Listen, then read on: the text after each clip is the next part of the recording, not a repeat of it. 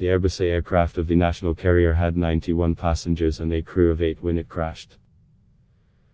Islamabad, the Pakistan International Airlines (PIA) plane crash last month was caused by the negligence of the cockpit crew and the air control tower and not due to any technical fault, according to a preliminary investigation report on the tragedy that killed 97 people on board. The domestic flight from Lahore to Karachi crashed in a residential area near the Jinnah International Airport in Karachi on May 22. The Airbus aircraft of the national carrier had 91 passengers and a crew of 8 when it crashed into the Jinnah Garden area near Model Colony in Mela on Friday, minutes before its landing. One girl died on the ground after suffering burn injuries. 2 passengers miraculously survived the crash. A probe was commissioned by the government with the commitment that the initial report would be shared with Parliament on June 22. But Aviation Minister Ghulam Sarwar Khan handed the report to Prime Minister Imran Khan instead of Parliament. The report showed that pilot and air traffic control officials were primarily responsible, according to officials.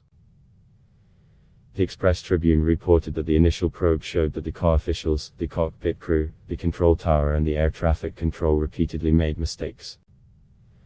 It reported the aircraft's black box has so far not indicated the possibility of any technical fault. The report said both the speed and the altitude of the aircraft was more than the recommended parameters when the pilot tried first landing. In the first landing, the aircraft touched the ground at the middle of a meter-long runway. The control tower permitted landing despite the greater speed and altitude. The air traffic control also did not provide the control tower with the radio frequency. The pilot also did not inform the control tower about jamming of the landing gears. It was also the wrong decision on part of the pilot to attempt a second landing. The plane stayed in the air for 17 minutes after the first landing attempt, a crucial time during which both the engines of the aircraft failed. It said fragments of the PIA aircraft's engine stayed on the runway for 12 hours, but the airside unit did not collect them and later other aircraft were allowed to land on the runway. This was a violation of the standard operating procedure as it could cause damage to other aircraft. According to the report, the air traffic control officials should have been relieved after the incident, but they continued to perform their duties till 7 p.m. It said the aircraft's first engine was installed on February 25, 2019, while its second engine was installed on May 27, 2019.